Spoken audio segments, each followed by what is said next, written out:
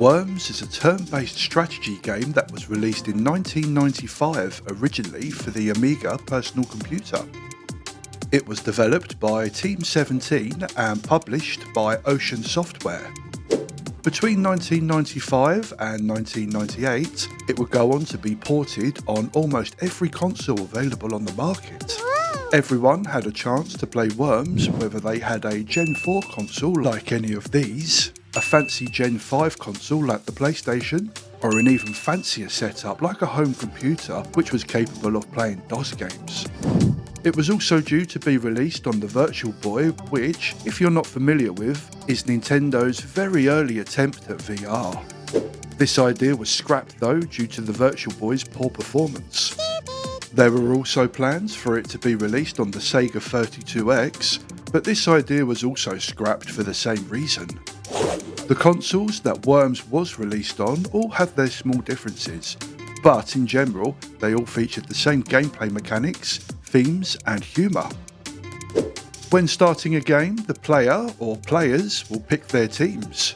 2 to 4 teams can be picked per game, and each team has an army of 4 worms. There are 16 teams in total, 4 of which are human controlled, whereas the other 12 are AI controlled. The player is able to change the names of these teams as well as any of the participating worms if they so wish to add a personal touch. Once the teams have been selected, the player will then need to select which map they would like to play on. Maps come in all shapes and sizes with a variety of themes. Some of the more memorable themes include this one made of junk, this one made up with candy, this one set in space, and this one set in hell. There's a variety of weapons that the player can use to eliminate each other's worms with. The standard weapon, which has become a staple for the series, is the Bazooka. When shooting the Bazooka, there are 3 variables that will affect how the missile is fired. The first variable is power. The longer the fire button is held down for by the player, the further and faster the shot will be. The other 2 variables are related to the speed and direction of the wind. If the player can master all of these variables, they can pull off some seriously sweet looking shots. Another popular projectile weapon is the grenade. Grenades are not affected by wind, making them a safe option to use in crucial moments. Unlike the bazooka, they don't on impact. Instead, the player can set a timer between 1 and 5 seconds, then after it's been thrown, the grenade will stay intact until its timer is up.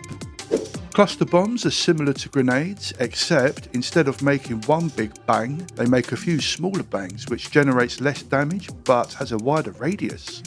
Perfect in a situation where there are multiple enemy worms in one place and the player wants to inflict damage to them all. The absolute mother of projectile weapons is a banana bomb. This is essentially a cluster bomb on steroids, and not only does it look awesome, it causes an insane amount of damage when thrown correctly. One effective way of using the banana bomb is to throw it in the air above a collection of worms, then let it rain.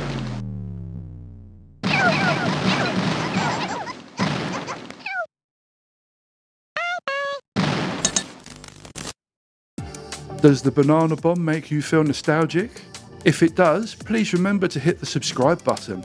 It really helps the channel grow and there's still a mountain of games left to explore. Also, feel free to mention your favourite game in the comments and I'll add them to my list. If the player is within short range of enemy worms and using explosive weapons looks like it could be more trouble than it's worth, the player has options to cater for this. They can shoot their Uzi or shotgun at enemy worms for moderate damage, or if they're near a cliff, they can hit the enemy with a fire punch or Dragon Ball to knock them into the water or out of bounds. If the player is within short range but they do want to cause chaos with an explosive weapon, TNT does this job perfectly. Once the player has laid it, they only have a few seconds to move out of the way before... Sticking with explosives, mines can be laid amongst the already plenty that are scattered all around the map. When a player's team is on the ropes, they may look to employ weapons that can kind of hand damage to the enemy team on a plate. This is where airstrikes and homing missiles come in. Both of these weapons allow the player to use a cursor and select where they would like the weapon to strike. Airstrikes work particularly well as an attack for hidden worms that can't really reach anyone any other way, whereas homing missiles work well in a one-on-one situation where the player doesn't want to risk missing a shot from a regular weapon. The final two weapons that can be used are the minigun and the sheep. These two weapons, as well as the banana bomb actually, can only be used if the player has collected them from an airdrop crate, unless of course they have cheats activated. The minigun is an exaggerated version of an Uzi, whereas the sheep, which, like the banana bomb, is another iconic weapon. Imagine TNT except it runs, jumps and goes. It causes high damage and comes in very useful if obtained.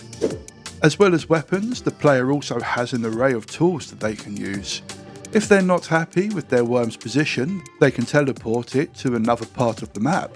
They can also use a blowtorch or drill to burrow their way into the ground. They can use ninja or bungee rope to escape danger, and they can build girders to protect against projectiles. If the player is near an enemy on the edge of a cliff, they can simply prod them, leaving them to fall to their death. On the other hand, if there are no moves for the worm in play, they can skip, and I literally mean skip, their go. If things are looking bad, they can send their worm on a kamikaze mission, and if things are looking really bad, they have the option to just flat out surrender. So, that sums up what the first Worms game was about, but why was it so important? Well, in the gaming landscape of 1995, Worms emerged not just as a turn-based strategy game, but as a catalyst for shared laughter and lasting memories. It was made available for almost every gamer, and to add to its accessibility, console gamers only needed one controller to play a 4-team match, and PC gamers only needed one keyboard. Through local multiplayer sessions, it became a conduit for friendships, creating moments of shared laughter that still resonate in the hearts of gamers today. Its enduring legacy is not only in its impact on the gaming industry, but in its emotional connections it forged, making Worms not just a game, but a cherished chapter in the collective gaming experience. Thank you so much for watching. Please remember to give the video a thumbs up if you enjoyed it, and please subscribe if you want to see more nostalgic content like this. If you would like me to make a video about your favourite games, let me know what they are in the comments and I'll add them to my list. Thanks again, hopefully see you in the next video.